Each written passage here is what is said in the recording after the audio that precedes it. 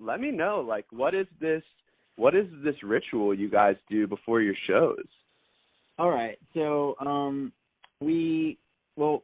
start off, we started touring. We did like a tour or it was more like a run, like 3 shows.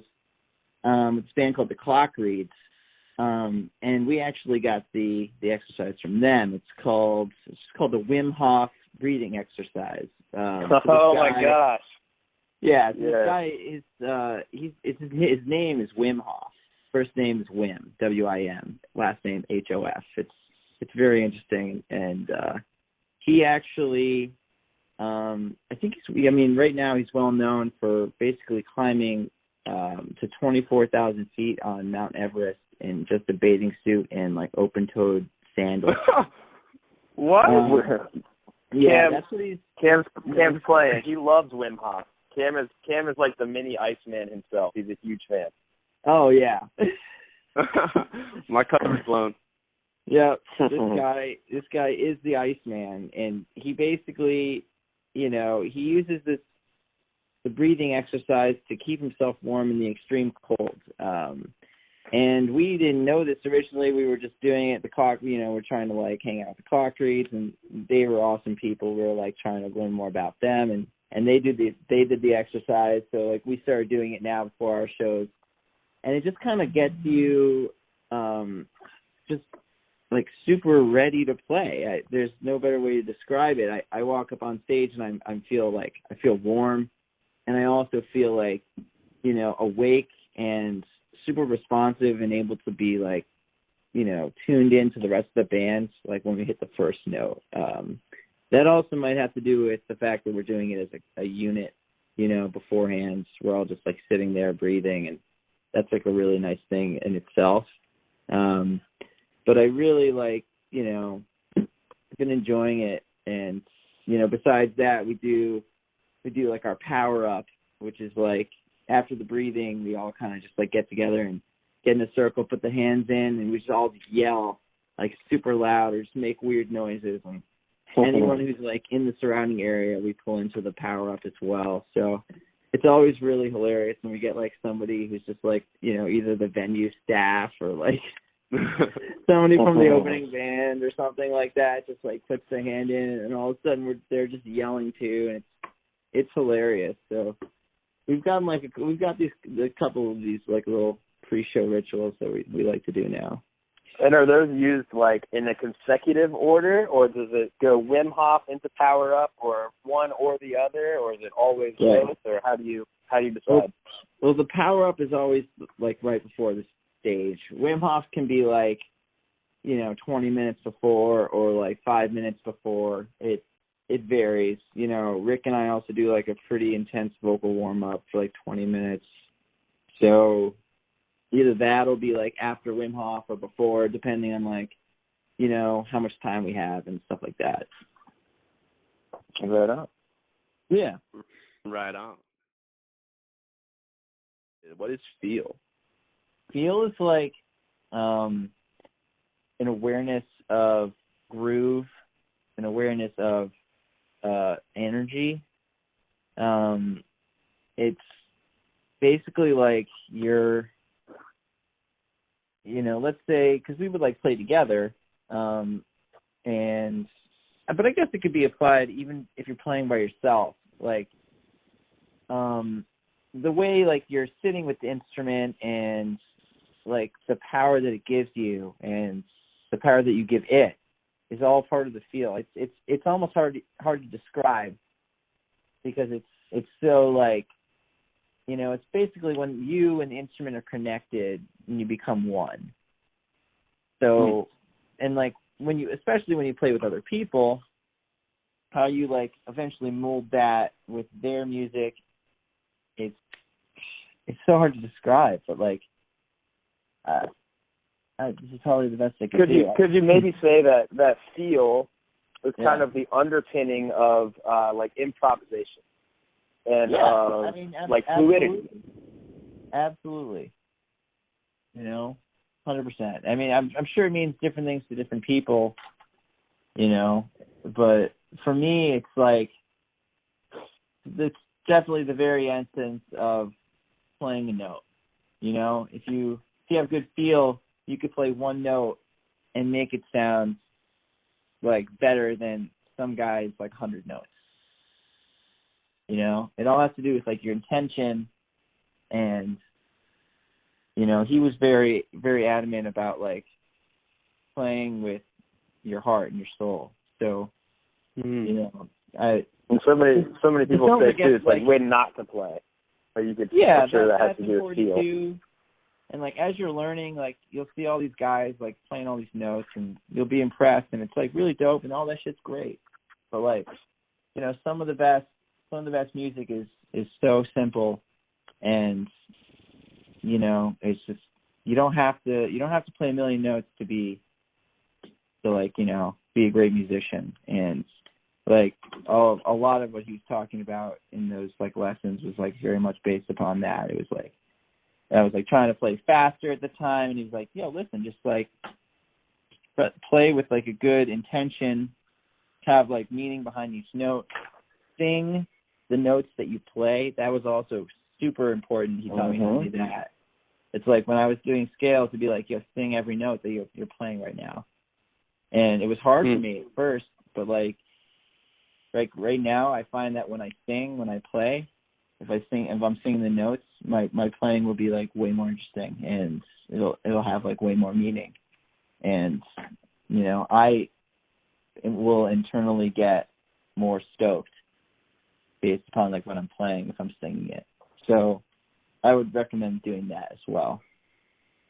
So for anyone out there listening, the main intention behind this podcast episode, other than, you know, the full weirdness that is included, is to extract some pearls of wisdom here from Peter to learn, you know, what kind of he took out of music business school, maybe which classes he wished he didn't sleep through, and, you know, how it's all come into fruition today through Goose. So, man, Pete, segueing into the protein, dude, so give us some background. Yeah. You went to NYU, is that correct?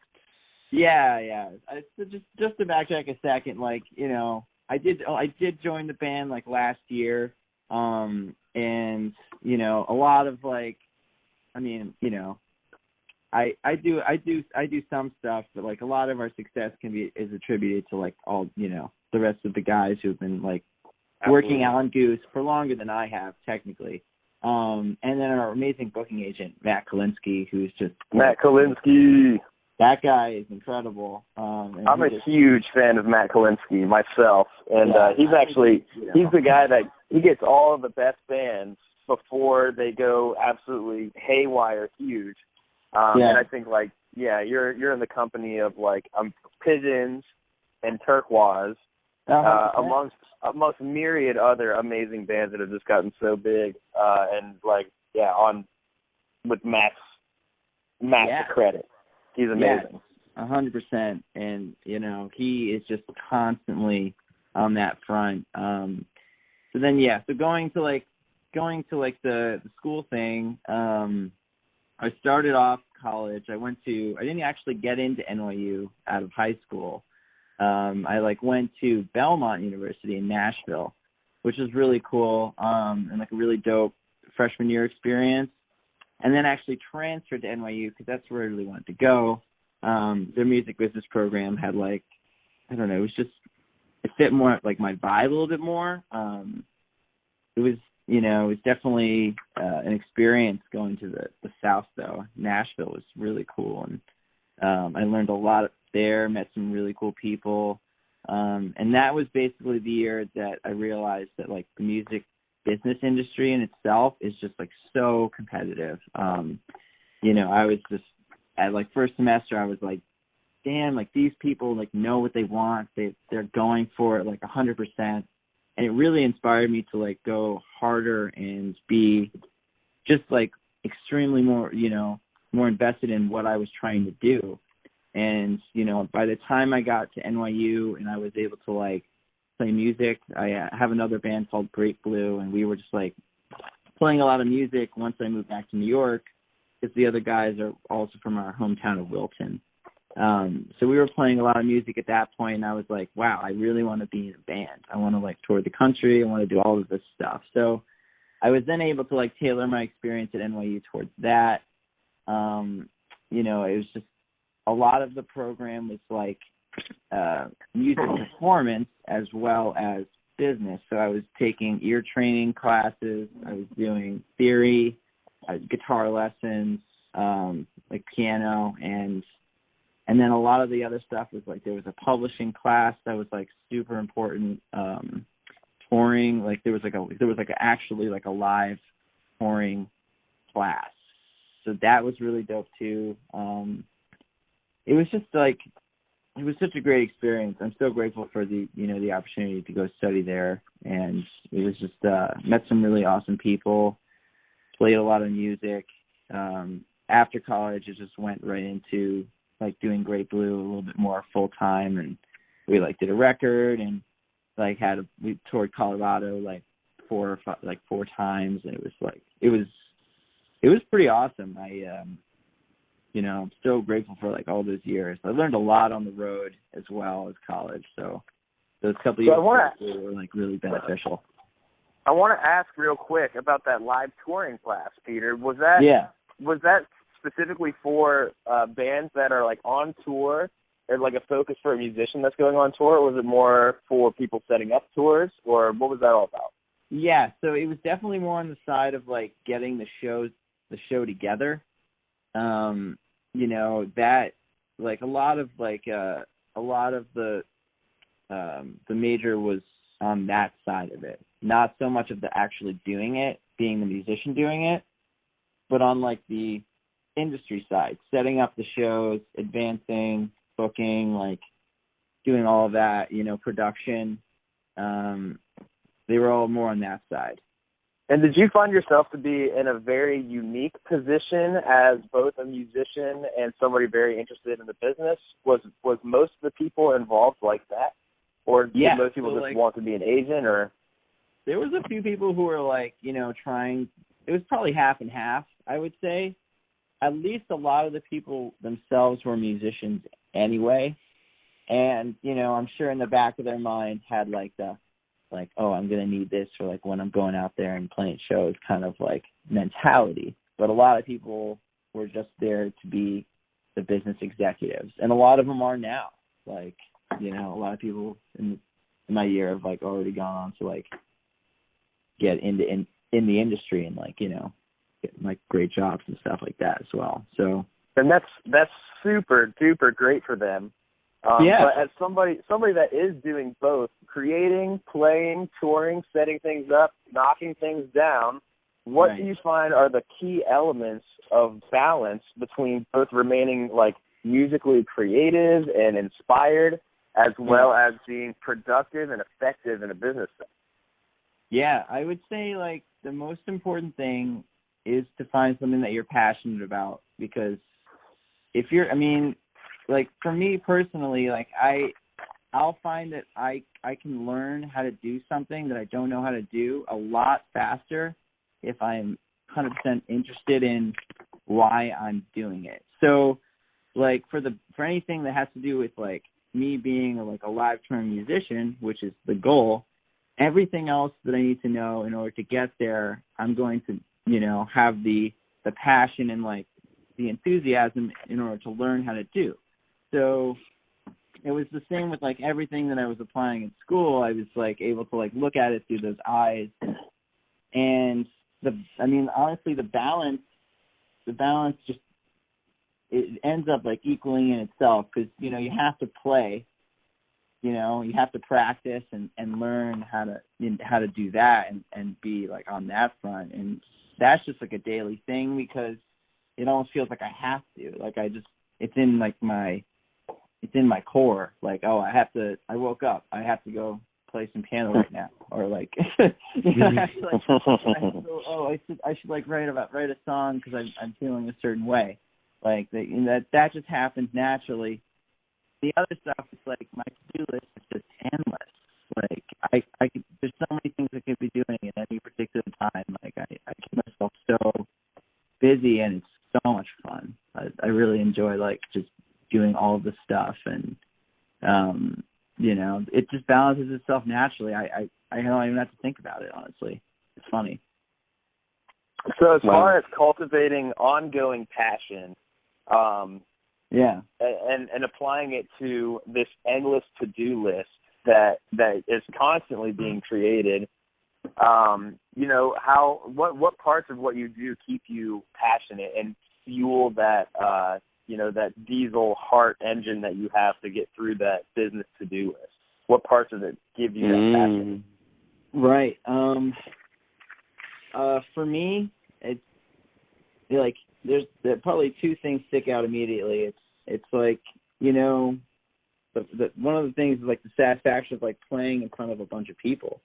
Like, it's, as a performer, that's what you want. I mean, that's the idea. It's like, playing my instrument is great, and it's like it fuels me. But like, there's, when you play in front of like a screaming crowd, like for instance, like our last show in Columbus, which was like probably like that was incredible. It was probably my favorite show of the last year. Like, it was. Oh my gosh. It was ridiculous. Like, that crowd response really was like, I mean, it had that like whole pulsating eardrum thing around me, like, because everybody does goose. You get the oohs in there, so you guys have that double O. Bands with that double O have that amazing crowd response. Only if they rock. Acoustic Kuka has that same crazy kind of sound, that wooing that like just gives you that womp in your eardrums. I love it. It is really, it's something else, man. Like, so that number one, and then number two is just like, if we hit the studio and like we're just getting some like amazing sounds, like there's nothing that's better to me than like an amazing sounding studio track. So like, probably like 95% of the music I listen to on a daily basis is like studio tracks. Like, I don't listen to live like extremely often. I actually like have like, I really like indie pop, indie rock, stuff like that. I listen to a lot of like, basically studio stuff most of the time. And it's like everything just sounds so crisp. And like when you can achieve that on your own and like with the bands that you're in, it's just like, that's just magic as well. So like that keeps me going in a big way, and really excited to say that like Goose is doing a lot of that this year. Yay. I can't wait to hear. That's very exciting. And it also kind of inspires me to bring up the other project that you're involved with called Fashion. Which is definitely more, because I don't think I've seen Fashion tour dates before. Not to say that you don't play live, but I know that you're doing more of that with Goose. Okay, so you don't play live, or maybe you haven't yet. But the videos that I see putting out, there's a very well tailored appearance there. As the name dictates, Fashion. You guys are all dressed up. You're looking very cool. The video editing and audio is all very crispy. I think crispy is like kind of a good way to describe all that. So what's the rundown on Fashion, Peter? Is that let's hear a little bit about Fashion. So we got the name from like that Kanye West song that's like flashing lights, but we always used to be like, I never like realized they were saying flashing. I was like fashion, light, fashion. And like me and my buddy Ethan, who's the other guy in the group, and him and I are like best buds. We've been like musician pals for like a long time now. Dude, I met Ethan. I met him at the New Canaan YMCA like 2 weeks ago. That's hilarious. Oh my gosh. He was wearing a Fish shirt, and I was like, "Whoa, man, what's up?" And he was like, "Do you know Goose?" I was like, "What?" That's pretty great, man. You definitely get along with him. He's like super energetic, great dude. Like, yeah, you guys would be buds. And he'll have to come on here. Yeah, you should get him on here. It would be hilarious. But yeah, so like Fashion, and we're like, we want it to be Fashion, so because it was just like an inside joke at that point, and we were also like thinking like of the brand, like, oh, this is great, like we can also just go like get a bunch of hilarious clothes like at thrift stores and like wear them on videos, because we realized like, okay, he currently is in school in Denver, so like he's a couple years younger than me. So he's going to Denver University for jazz, and we were like, oh, we'll only have like a certain amount of time per year really to like get together and do this project. So, you know, it was like we'd started to do a couple songs over like this past summer, and then developed the brand and the name, and then kind of like put it all together. But yeah, it's basically just based around doing like, you know, wearing like weird clothes and doing like a video and a song, like recording the song and doing the video on like basically one day. Like all the songs were only done in like one day, which is pretty fun and in itself, because like here I am, like I'm at my computer, like mixing while we're recording, like doing the video, like basically I'm producing the whole thing in one day, and it's like really fun for like that side of me, like because I definitely have like an engineer in me as well, so like doing that Very cool. is really dope while we're recording and writing the song. Like Ethan actually is like responsible for probably the majority of the writing. It's just like currently it's like his only like creative like outlet to the public. He's a great songwriter, and like a lot of the stuff that he does is like super interesting, and he's got a good approach. We did like a really fun cover of The Grinch for Christmas that he kind of like totally rearranged and like did. It was just like I was blown away. Like I was like, yeah, let's do The Grinch, and he's like, okay, and he comes back with like this, you know, like a sheet, like basically a sheet of like these really dope chords that like I never would have thought to use, and like kind of like a structure, and I'm like, well, this is incredible. Like, let's go. And we just like start working on it, and we go all night, and it's hilarious, and it's a blast. I actually just watched that video a few minutes ago, and no I way. saw. Yeah, I did. I was just kind of browsing around, you know. Yeah. And so it looks like there's you sitting on the ground playing bass, right? Mm-hmm. I can't remember the exact instruments, but you're in like 3 places, and he's in like 2 places. Yeah. Do you do all that video editing and stuff yourself? Yeah, so that's all me. Wow, video. that is so cool. Yeah, thanks, man. I got into There's like definitely video a tech in you. Yeah, there is. That is so cool. Oh, and I saw on your profile as well that you had done sound and lights for Dopapod at some point. When did you do that? That's such a cool gig.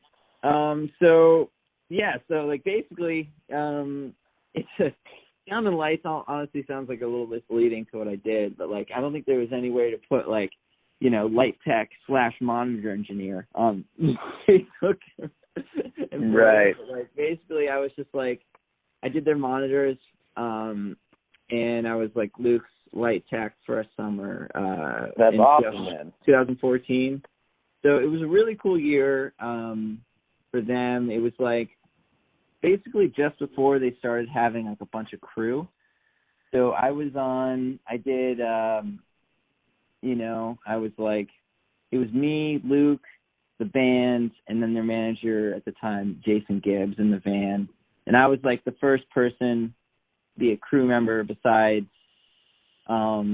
like, I think it was like Eli's girlfriend at the time was like, she was a crew member before me. So like I was kind of like the first outside hire in a sense, but I had become like good friends with them over like the years, because I was like underage when I first started seeing them, so I'd have to hit them up constantly to be like, yo, let me into your show, like what can I do, like put me to work. And there's a couple people like nowadays who like remind me of that attitude, like especially younger guys who are like, I want to get into the show, like I'll work merch, I'll do this, we'll do that. And it's like, yeah, absolutely, like that attitude it's fucking incredible, And that was absolutely me whenever I was a kid too. I was all about that. Whatever I could do, let me in. It's great. Like I love that about so many people like that right now. Like as we're like becoming a band that is getting reached out to by these people, I'm like, yes, like go for it. Follow your dreams. Like get out there and see the music that you love. I really don't like when venues are just, I mean, it's all about the drinking. Like, it's really not. Like, you're going to have... I'm so with you on that. Louder for the people in the back, please. Yeah, let them know, Peter. Let them know. You're just going to have, like, way better, especially for the musicians and even the venues. Like, if you're getting people interested in music at a younger age, you're going to have, like, that many more years and that much more passion involved in those people for years to come. Like, that are just that is so true. That is unmistakable. Like, it's so huge, and most venues never have any clue what doing because so you can't sell beer to 16-year-old kids in pop punk bands. You just can't. But you can give them slices of pizza or whatever. But really, like, the value of, selling somebody a beer is like, whatever, $3. But the value of getting a customer at a young age to be loyal, first of all, to music in your community, the music within themselves, and then coming back and bringing their first band there whenever they're 21, they're going to party so hard, like, you can't even believe it. So it's like Scarlet and Grey Cafe was, and I don't know if you guys ever, I think I had almost booked you guys there at some point. I don't know. I think it closed before you guys ever played there. But Helen, the owner, she was all about doing the underage shows and just selling them Coca-Cola or whatever, because so many of those kids would come back whenever they were 21, and they would just be there all the time. They just fell in love with the place, and they just kept on coming forever and ever. Yeah, exactly. And it's like, if you can instill that, like, young, it's like venues, if you can get underage kids in there and you're a club venue, you really, really are creating a community and thinking long term by doing that kind of stuff. It's a big deal.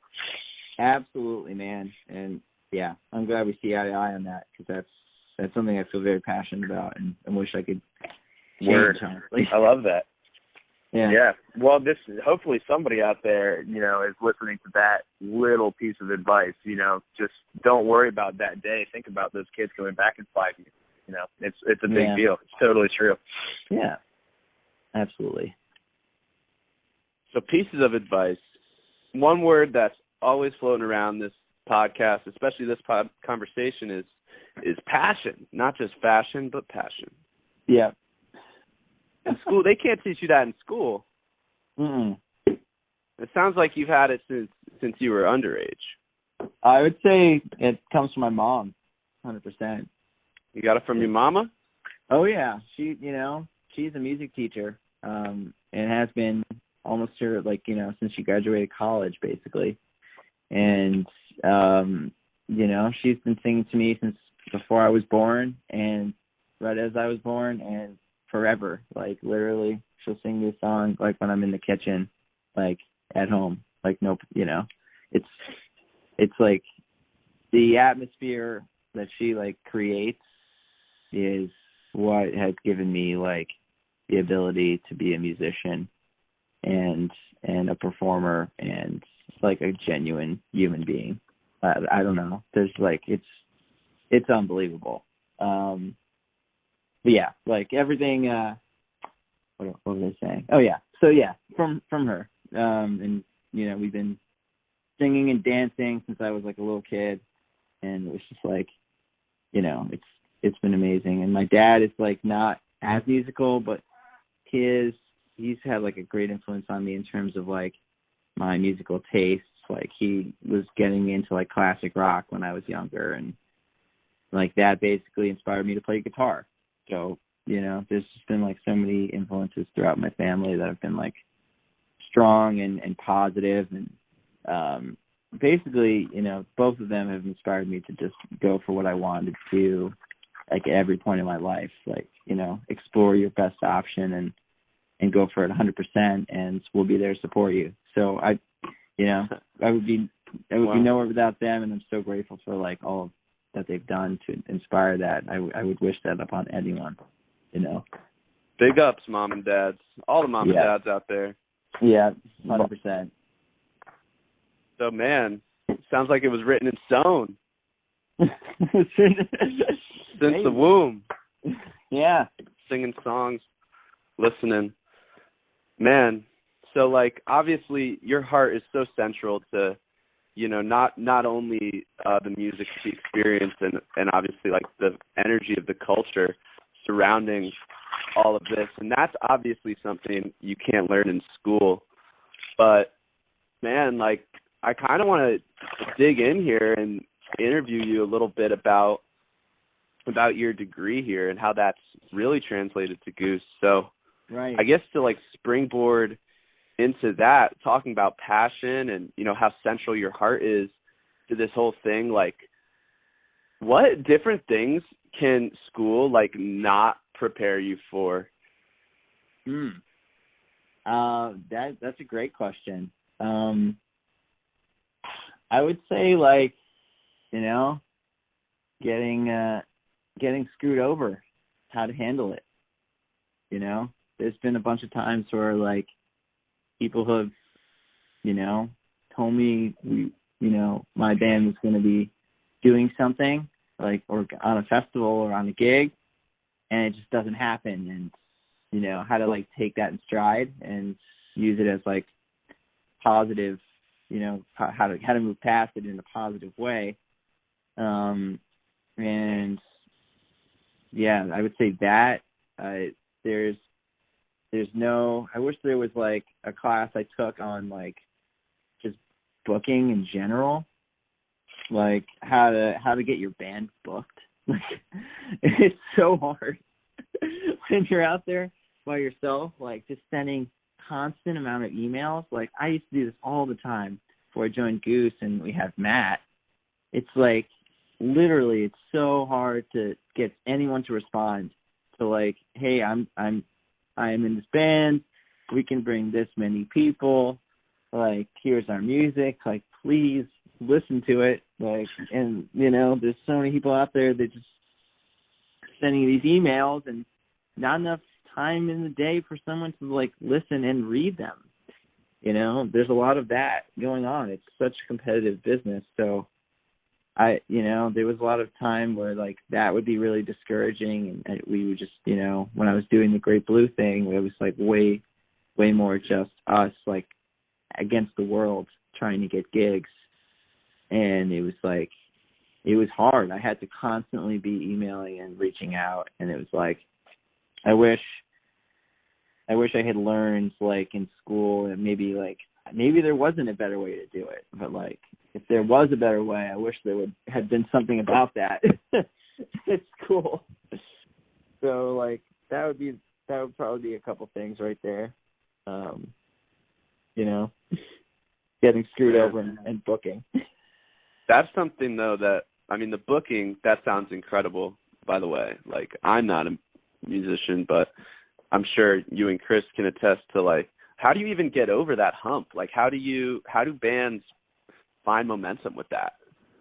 I would say, like, it's what I've realized after is, like, if you have, well, first of all, you have to know somebody you have to have connection with somebody who's going to, like, know and have an actual connection with an agent. It's like somebody who's trying to start, like, a business. You need, like, a third party to be reaching out for venues, because if you're just doing it yourself, like, you're not going to get there, and it's going to be too hard. I think you need, like, a third party, and I think you need, like, somebody with the connections in order to get you there, at least take the next step.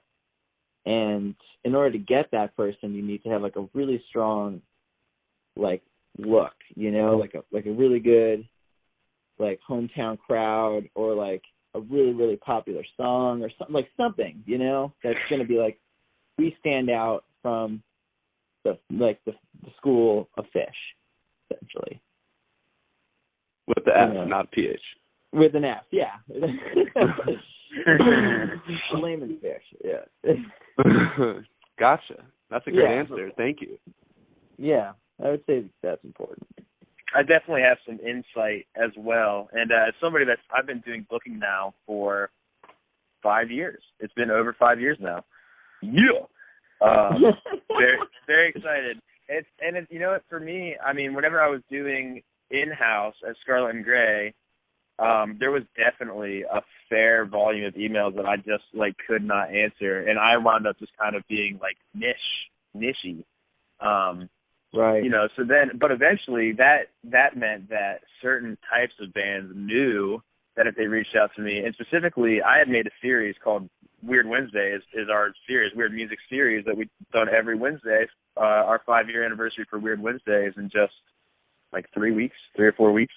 Yeah, that's awesome. Yeah, so that was something where, you know, so many people would reach out to me and just say, hey, we hear that you book jazz bands on Wednesday or funk bands, rock bands, any kind of festival build act. And they knew that I would reach back to them. So that was something like, if you're a band and you're looking to break over that hump of, you know, what are we going to do, you know, to get in somewhere or whatever, find those niche promoters, you know, look for promoters in your specific niche and try to make a route, see where other bands are playing, ask all your band friends that have done it, try to make a connection, get associated, drop some names. If that's all possible, show face at the music venue, go meet somebody, shake their hand, you know, find out about, get involved in what they have going on, show interest in what they are interested in, and eventually they might come back and ask you, so what's your shtick, man? And it's like, well, I have this band, you know, it's whatever, it's Goose, it's the, you know, the Fuzzy Rainbow Boys, whatever it is.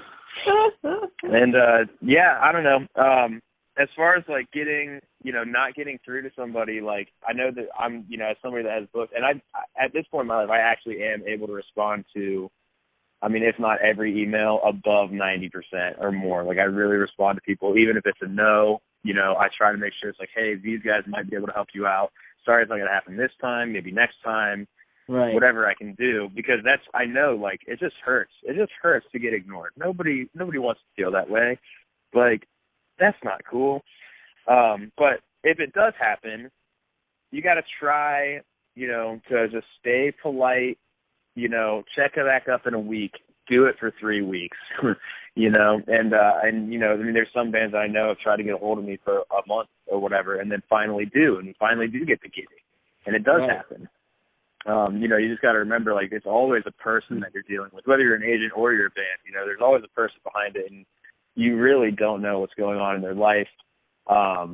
You know, sometimes there could be a million reasons not to be working on the shows, you know, right then at that second. But if you got a good one on the other line, if you got a real one, then eventually, you know, there's always incentive to make it work out, just because that's what we do.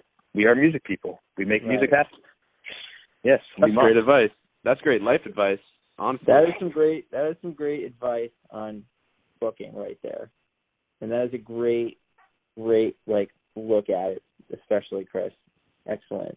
Like, wasabi to you. Thank you. That was awesome. That was awesome. People should pay attention to that. Small bands. Like, I forgot it. Like, you know, getting involved at the place is like super critical. Super critical. That's how I got my start. Yeah. Bill Salvato. Yeah, I remember Cam's first. The first time I saw Cam, I think there's not very many of us in the room. We had started doing Australian Grade closed.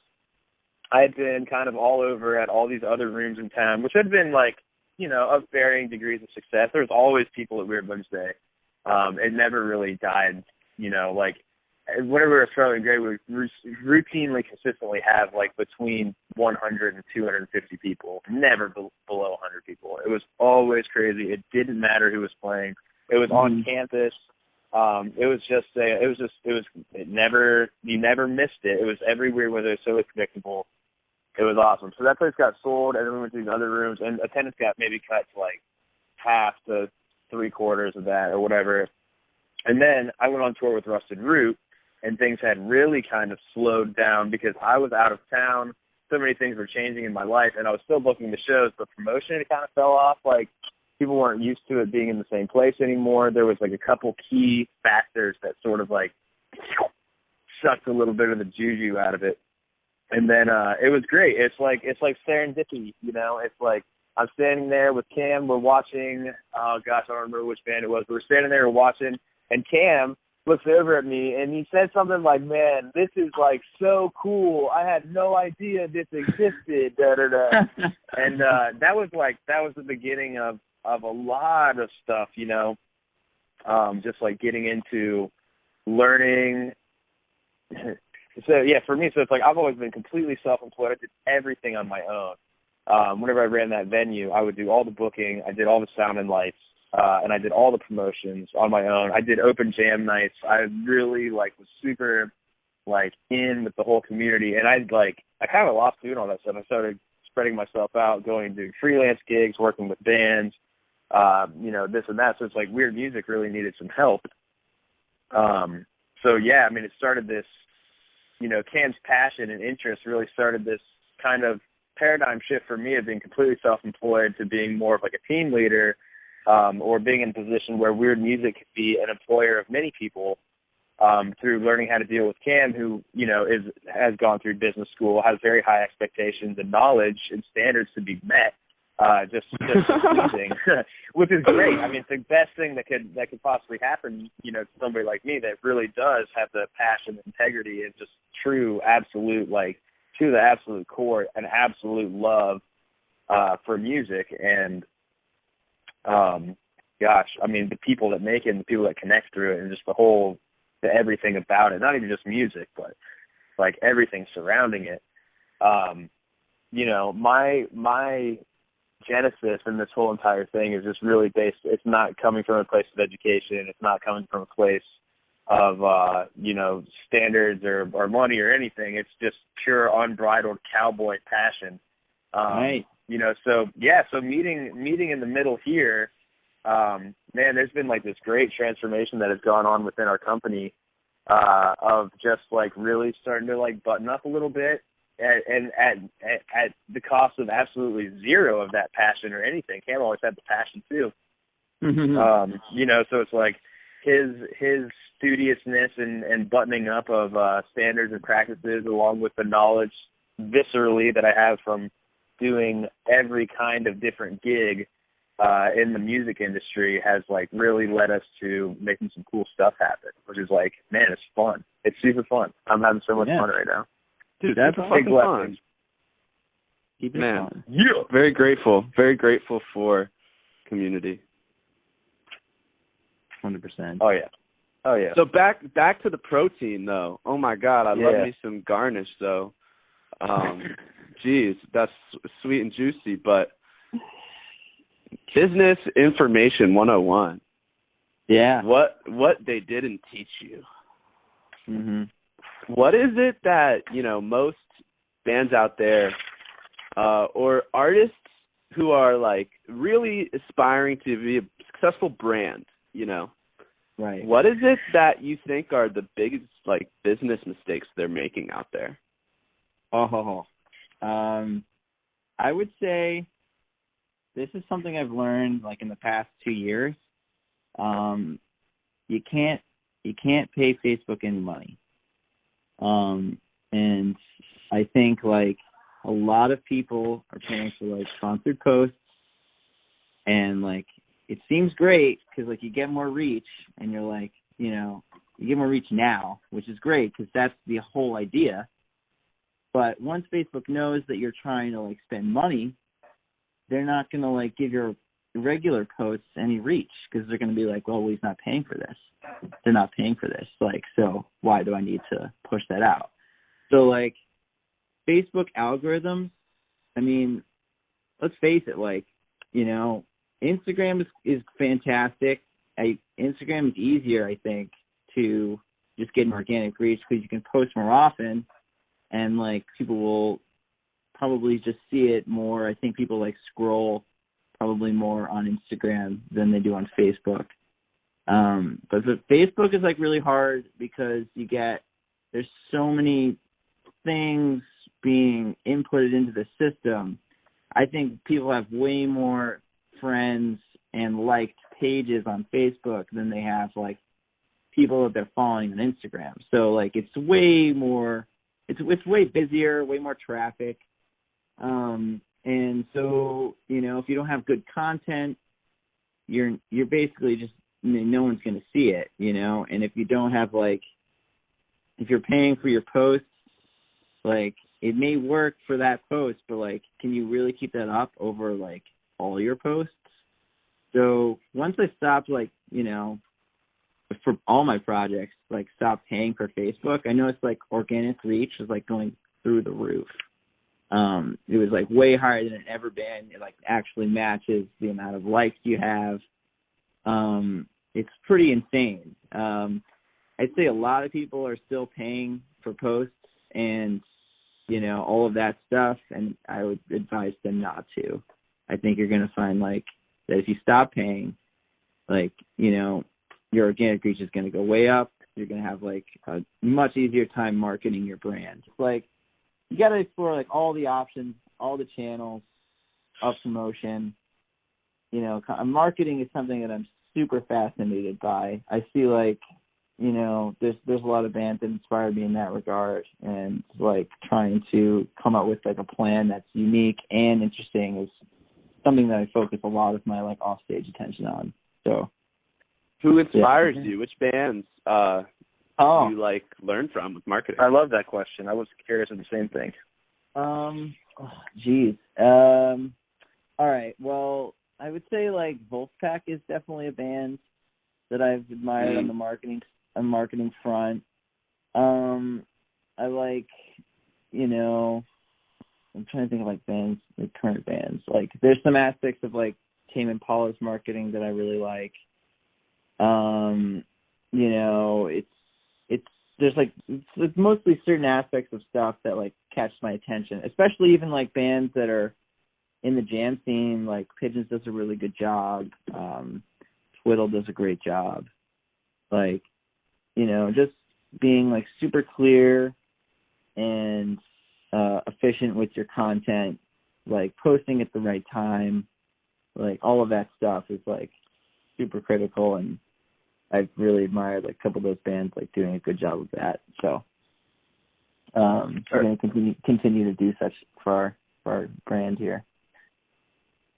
Fuck yeah. So as far as, like, so whenever you're out there touring, or even if you're not, even if you're just, you know, just a person listening, you always make connections and feel especially connected to certain bands. And I'm wondering if there are any bands out there right now that Goose, or you in particular, have a special connection to, that you feel like you're growing with, or you're following in their footsteps, or anything like that. Who are those bands out there that you feel super in line with right now? It's a great question, man. Let's see. Well, we just like did a bunch of shows with Aqueous, and I have to say, like, out of most of the bands, we've played with a bunch of bands this past year. Like, we were able to, I just felt, like, super comfortable and, like, with them, like, playing shows with them, hanging out with them. It just felt like they were doing it for, like, all the same reasons as us. They felt, like, extremely aligned in terms of, like, our mentality. And I thought that was, like, really satisfying to see, you know, in terms so, like, playing with them was, like, really cool. I felt aligned with their views on, like, the world. And we've met, like, we've actually never played a show with Moon Hooch, but yay, we love them. We hung out with them at Resonance, and it was, like, that was probably my favorite. They played a VIP set at Resonance that was, like, all improv, and we hung out with them after, and it was like, whoa, you guys are, like, incredibly different than I thought you were. And I was super stoked to, like, you know, hang out with them. You know, a lot of them are, like, I think the whole band is, like, vegan. Like, thank you for coming on here. Yeah, Spilling all man. this knowledge into these microphones. I've had a blast me. getting to know you a little better. Thank you, man. It's, you know, it's been fun, and, you know, definitely, Chris, especially, I appreciate your, you know, your input on, like, what you had to say about booking. That was, like, really cool. Thank you, man. Thank you. I do have and one love what you more. guys are doing at Weird Music and, you know, So High Studios and like the Weird Wednesday thing. It's just like, I didn't know that was 5 years old. That's pretty impressive, man. Way to go. Yeah, dude. That started on February 12th, 2014 was the first show that I ever did. And then about a month later, it turned into the series Weird Wednesday. And we've been rocking it ever since. It's been a ton of fun, and I've learned so much, and I've got to meet so many cool people like you. And, I don't even know how many people I've met. 25,000 people. I don't know. A ton. 100%. So, yeah, man, I got one sign-off question for you, if you got another second to answer. And it really just revolves around how you would define success for a band today. How would you define success for a band today? I would say, you have to feel like satisfied and happy with the music that you're making. There's so many ways, so many people out there doing the music thing, and everybody's doing their own thing, and it's important not to compare yourself, too much to other people, and make sure that you're doing your own thing, but also that you're happy, and there's many ways to make a living. A lot of people would define success by making a living at music, or playing Red Rocks, or there's a lot of ways to look at success, but for me it's always been be happy doing what you love. And I love that. Yeah, that's pretty much it. That's success right there. Thank you. Thank you so much, man. Yeah. And cheers to your continuing success. Thank you so much for letting us be a part of that success and happiness. You certainly are a part of ours. And we can't wait to see you guys. I know you guys are coming back. I think the day is May 8th, if I'm not mistaken. I think that's a Thursday? May 9th. That's right. May 8th is the Weird Wednesday. May 9th is Thursday with Talk at Woodlands Tavern. Goose will be opening that show up. And dare I say, there's a chance they may steal the show. Everybody, just be on your toes. Be ready.